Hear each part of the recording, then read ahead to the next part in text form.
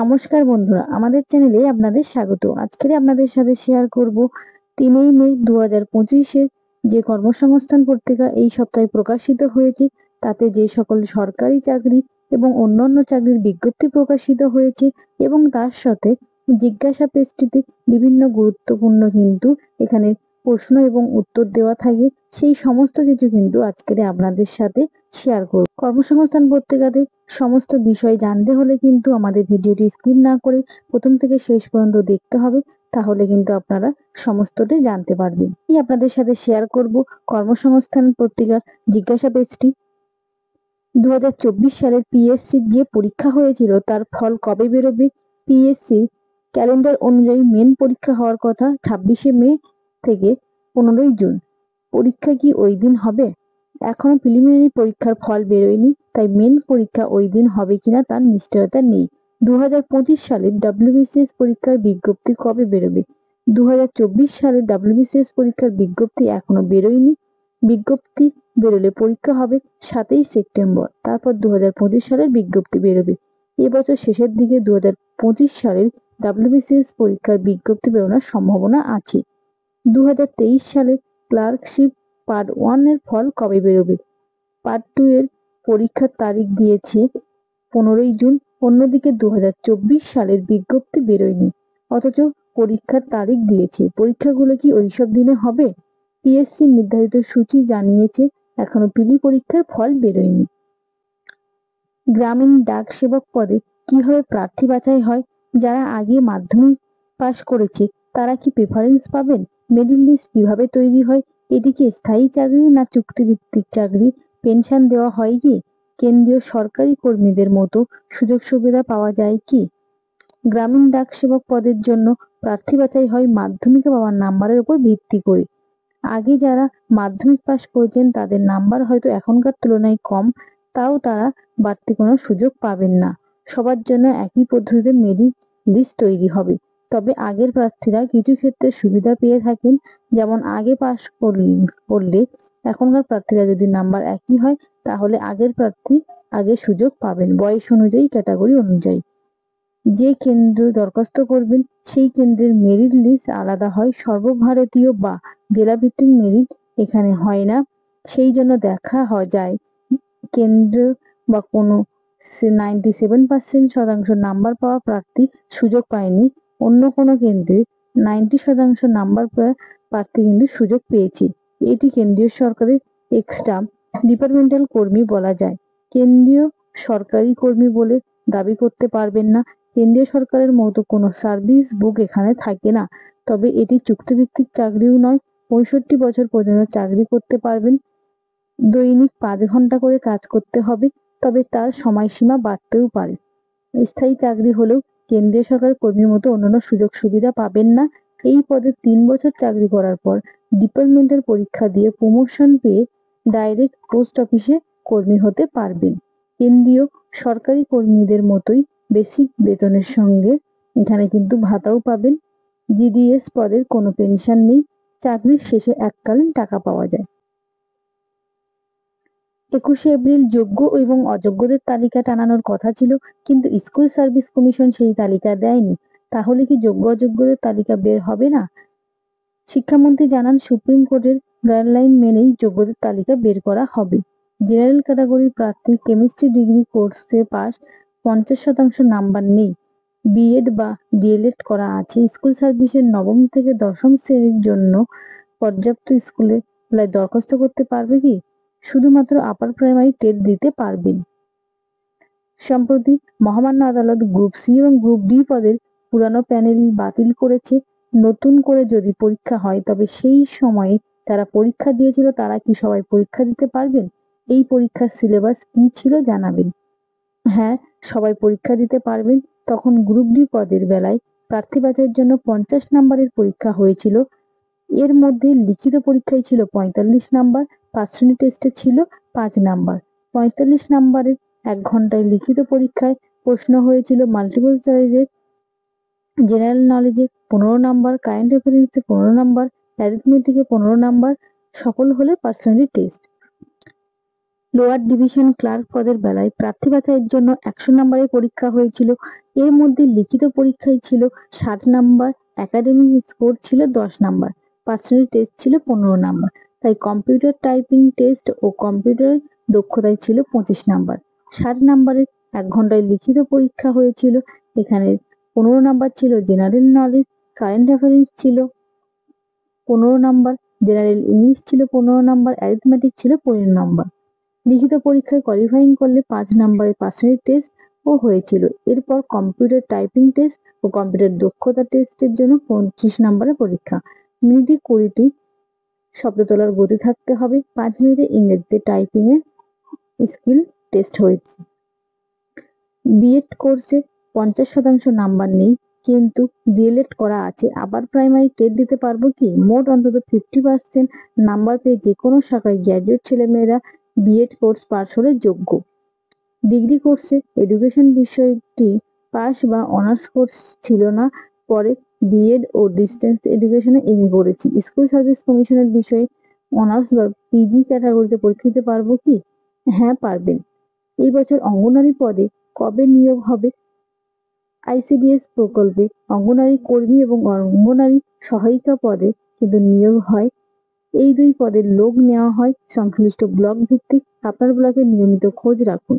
এই বছর রাজ্য সরকারের কি কি পরীক্ষা হতে চলেছে? রাজ্য সরকারের ক্লার্ক, মিসেলিনিয়াস সার্ভিসেস পরীক্ষা, ইন্ডাস্ট্রিয়াল ডেভেলপমেন্ট অফিসার, ডব্লিউবিসিএস রাজ্যে ক্লার্ক, গ্রুপ ডি, পৌরসভার বিভিন্ন পদে কিন্তু কর্মী আর পঞ্চায়েত দপ্তরের কর্মী নিয়োগ এর বিজ্ঞপ্তি বেরোবে। 2023 সালের প্রাইমারি টেটের ফল কবে বেরোবে? 2025 সালে কি প্রাইমারি টেট হবে? ফল তৈরি আছে, ওপর মহলের নির্দেশ এলেই ফল বের হবে। 2024 সালের প্রাইমারি টেট এবং 2025 সালের প্রাইমারি টেটের হওয়ার সম্ভাবনা আছে। ইন্ডিয়ান অয়েলের corporation limited refinery division Paschimbanga সহ বিভিন্ন রাজ্যের অফিসে trade assistant, technician, trade aptitude, data entry operator পদে 1770 জন ছেলে মেয়ে নিচ্ছে। কারা কোন ট্রেডের জন্য যোগ্য? Technician aptitude, discipline, chemical, polytechnical, chemical technology, refinery and petrochemical engineering 3 বছরের ডিপ্লোমা কোর্স পাশেরা মোট অন্তত 50% নাম্বার পেয়ে থাকলে যোগ্য। 12 মাসের ট্রেনিং। টেকনিশিয়ান অ্যাপটিটিউড ও ডিসিপ্লিন মেকানিক্যাল ইঞ্জিনিয়ারিং 3 বছরের ডিপ্লোমা কোর্স পাশেরা মোট অন্তত 50% নাম্বার পেয়ে থাকলে এবং তপশিলীরা 45% নাম্বার পেয়ে থাকলে কিন্তু যোগ্য, এবং এখানে 12 মাসের ট্রেনিং হবে। Technician aptitude, discipline electrical and electronics engineering 3 বছরের ডিপ্লোমা কোর্স পাশেরা মোট অন্তত 50% নাম্বার এবং তপশিলীরা 45% নাম্বার পেয়ে থাকলে যোগ্য। 12 মাসের ট্রেনিং হবে। তারপরে technician aptitude, discipline instrumentation and electronics এবং ইনস্ট্রুমেশন অ্যান্ড কন্ট্রোল, এই পদগুলিতে কিন্তু 50% নাম্বার পেয়ে থাকতে হবে এবং 3 বছর ডিপ্লোমা কোর্স পাস হতে হবে। তার সাথে তপশিলীরা 45% নাম্বার পেয়ে থাকলে যোগ্য। 12 মাসের কিন্তু ট্রেনিং হবে। ট্রেড অ্যাপটিটিউড, ফিটার মেকানিক্যাল, মাধ্যমিক পাশেরা আইটিআই থেকে ফিটার ট্রেডে সার্টিফিকেট কোর্স পাস হয়ে 50% নাম্বার, তপশিলীরা এবং প্রতিবন্ধীরা 45% নাম্বার পেয়ে থাকলে যোগ্য, এবং এখানে কিন্তু 12 মাসের ট্রেনিং হবে। ট্রেড অ্যাপটিটিউড, বয়লার বা মেকানিক্যাল, অঙ্ক, ফিজিক্স, কেমিস্ট্রি বা ইন্ডাস্ট্রিয়াল কেমিস্ট্রি বিষয়ে 3 বছরের বিএসসি কোর্স পাস হলে তারা যোগ্য এবং 50% নাম্বার পেতে হবে, এবং অন্যদের ক্ষেত্রে 45 নাম্বার পেলে কিন্তু তারা যোগ্য। ট্রেড অ্যাপটিটিউড এবং অ্যাটেন্ডেন্ট অপারেটর, কেমিক্যাল, অঙ্ক, ফিজিক্স, কেমিস্ট্রি বিষয়ে কিন্তু বিএসসি কোর্স করতে হবে 3 বছরে। এখানে 45% নাম্বার পেতে হবে এসসিদের ক্ষেত্রে, এবং অন্যদের ক্ষেত্রে 50% নাম্বার পেয়ে থাকলে যোগ্য। ট্রেড অ্যাপটিটিউড, সেক্রেটারিয়েট অ্যাসিস্ট্যান্ট, এখানে বিএ, বিএসসি বা বিকম কোর্স পাশেরা 50% নাম্বার পেয়ে থাকলে যোগ্য, অন্যদের ক্ষেত্রে 45% নাম্বার পেয়ে থাকলে যোগ্য। এখানে 15 মাসের ট্রেনিং হবে। ট্রেড অ্যাপটিটিউড অ্যাকাউন্ট, 3 বছরের বিকম কোর্স পাশেরা মোট অন্তত 50% নাম্বার পেয়ে থাকলে যোগ্য, এখানে কিন্তু 12 মাসের ট্রেনিং হবে। Trade aptitude, data entry operator, class 8 পাশেরা মোট অন্তত 50% নাম্বার পেয়ে থাকলে তারা যোগ্য। 12 মাসের ট্রেনিং হবে।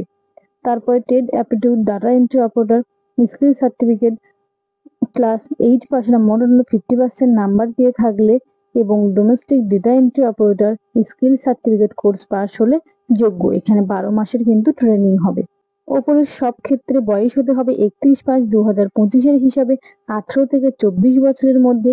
এখানে তপশিলীরা, ওবিসিরা এবং প্রতিবন্ধীরা যথারীতি সরকারি নিয়ম অনুযায়ী বয়সের ছাড় পাবেন। ট্রেনিং এর সময় স্টাইপেন্ড পাবেন। প্রার্থী বাছাইয়ের তালিকা বেরোবে 9ই জুন। সার্টিফিকেট ভেরিফিকেশন হবে 16ই জুন থেকে 24শে জুন। দরখাস্ত করবেন অনলাইনে 3ই মে থেকে 2ই জুন পর্যন্ত।